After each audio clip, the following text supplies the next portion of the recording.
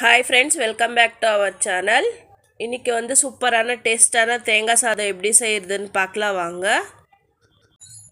அதுக்கு கடாயில 2 டேபிள்ஸ்பூன் எண்ணெய் விட்டு கல்லாக்காய் கொட்டை சேர்த்து நல்லா ரோஸ்ட் பண்ணிக்கோங்க.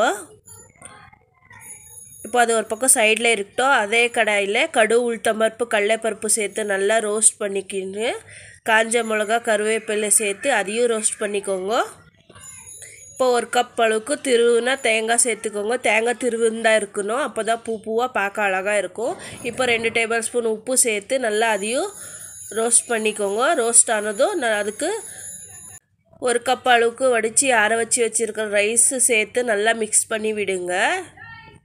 இப்போ பாருங்கள், சூப்பரான டேஸ்டான தேங்காய் சாதம் ரெடி.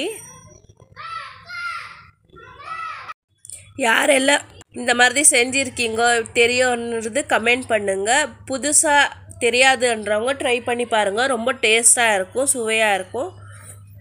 இதை வந்து லஞ்ச் பாக்ஸ் ரெசிபியாக கூட நீங்கள் எடுத்துகிட்டு போகலாம். டேஸ்ட்டாக இருக்கும், மத்தியானத்துக்கும் சூப்பராக இருக்கும். ட்ரை பண்ணி பாருங்கள். அப்படியே நம்ம சேனலை சப்ஸ்கிரைப் பண்ணிக்கோங்க. Thank you all.